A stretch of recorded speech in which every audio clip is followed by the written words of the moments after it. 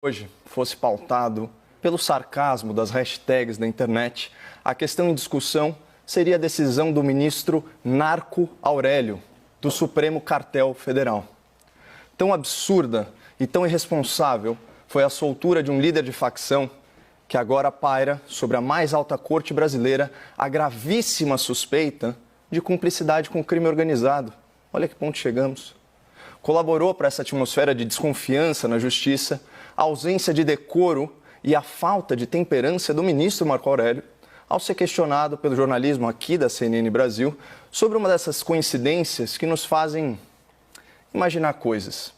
Vejam só, até 17 de fevereiro desse ano de 2020, trabalhava no gabinete do ministro um tal doutor Eduardo Ubaldo Barbosa, até então um ilustre desconhecido no meio jurídico. Menos de um mês depois, o site da Receita Federal aponta a abertura de um novo escritório de advocacia lá em Brasília, o Ubaldo Barbosa Advogados, cujos únicos sócios são o próprio doutor Ubaldo Barbosa e a doutora Ana Luísa Gonçalves Rocha. Eu não sei qual círculo profissional ou qual círculo social que o doutor Ubaldo e a doutora Ana Luísa frequentam, mas é fato que ela se tornou a advogada responsável pelo pedido de soltura de um dos maiores narcotraficantes do Brasil, um criminoso cuja periculosidade só se equipara ao seu poder econômico. Em outras palavras, o líder de uma facção multimilionária possui todos os recursos financeiros ilícitos para contratar o advogado mercenário que ele bem entender. Mas, por algum motivo, e aqui cabem muitas especulações, esse chefe do crime, entre todas as suas possibilidades, optou por ser defendido pela advogada de um escritóriozinho recém-estabelecido, cujo fundador, por coincidência, era até outro dia ex-assessor próximo de um ministro conhecido por soltar delinquentes notórios. Para ficar em um exemplo óbvio, vamos falar de Salvatore Cacciola, outro criminoso foragido após a sua soltura pela pena laxativa do doutor Marco Aurélio. Pois bem, ao ser questionado pela nossa colega Basília Rodrigues sobre essa relação no mínimo embaraçosa entre os defensores do narcotraficante e ele próprio, juiz do habeas corpus, o ministro fez a ofendida. Isso é uma injúria, Acabou a entrevista. Obrigado. Não, doutor Marco Aurélio, nós é que agradecemos, porque são momentos como esse que revelam à população o seu verdadeiro caráter e a extensão da sua arrogância quando contrariado. Nessa mesma entrevista, o ministro afirmou que o Supremo tem que ser contramajoritário.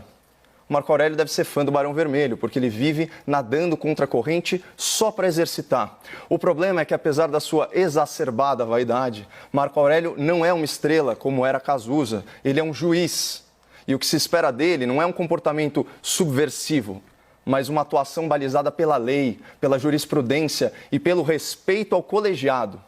A soltura vergonhosa desse narcotraficante, líder de facção, nos mostra que o novo decano não possui um norte moral confiável e transita na contramão da sociedade de bem, que só pede um pouco de segurança jurídica e um pouco de segurança física contra a tirania do crime.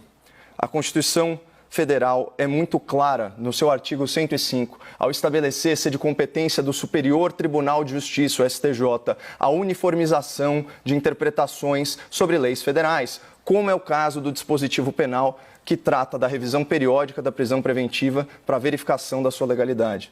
Pois bem, a quinta e a sexta turmas do STJ consolidaram a jurisprudência sobre essa matéria a partir de um entendimento unânime. Havendo decisão condenatória, inclusive decorrente de julgamento em primeira instância, não é mais necessário avaliar a legalidade da prisão preventiva.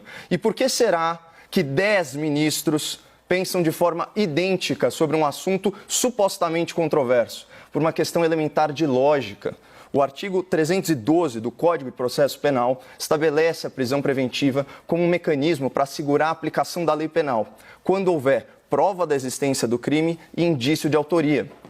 Ou seja, é uma prisão cautelar, uma prisão provisória, com base em evidências muito menos robustas do que uma condenação.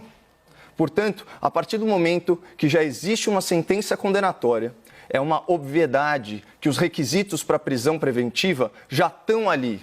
Você tira a liberdade do condenado justamente porque depois da sentença, seja de primeiro grau, seja de segundo grau, fica ainda mais explícita a necessidade de garantir a aplicação da lei penal e porque as provas de materialidade, as provas de autoria são ainda mais robustas, embora caiba recurso e a condenação não seja definitiva. No seu artigo intitulado O Estéril Dever de Revisão, publicado agora, 8 de outubro, no Conjur, a doutora Mariana Madeira Nunes, advogada, garantista e também, por coincidência, ex-assessora de ministro do STF, reconhece, ainda que com notável desânimo, o seguinte, aspas, a inobservância do reexame obrigatório no prazo de 90 dias não tem conduzido, em sede de habeas corpus, à automática revogação da prisão preventiva pelo Supremo Tribunal Federal e pelo Superior Tribunal de Justiça. Os tribunais têm optado por deferir a ordem para determinar que o juízo correspondente reavalie com urgência os fundamentos da prisão imposta. Portanto, até os especialistas da advocacia criminal garantista já reconheciam e lamentavam, obviamente, a pacificação dessa jurisprudência, não apenas no âmbito do STJ, como eu já tratei, mas também do STF. Agora, o mais intrigante é imaginar por qual motivo oculto aos nossos olhos e alheio à nossa compreensão, o Dr. Marco Aurélio, ao invés de aplicar o entendimento dos colegiados superiores, optou por agir de próprio punho, penalizando a sociedade de bem com a soltura de um criminoso perigoso. E aqui, finalmente, se desenha a resposta à questão em debate. A lei que fundamentou a decisão do ministro deve mudar? Não, o ministro é que deve mudar. A lei já foi recepcionada pelos tribunais conforme uma interpretação sistemática e correta do direito penal, que não desperdiça tempo, energia e recurso das autoridades judiciais, obrigando-as a atestar o óbvio, que réus condenados são muito mais perigosos que réus processados que já estavam presos preventivamente. E mesmo que o plenário do Supremo corrija esse erro histórico do novo decano Marco Aurélio, como já está fazendo, nada muda o fato de que o ministro, com a sua decisão monocrática e, vou além, egoísta, deixou a sociedade muito menos segura. Talvez por isso, só reste ao povo brasileiro, sempre resiliente, sempre bem-humorado, debochado, togado, subversivo na internet. O tal doutor Marco Aurélio do Supremo Cartel Federal.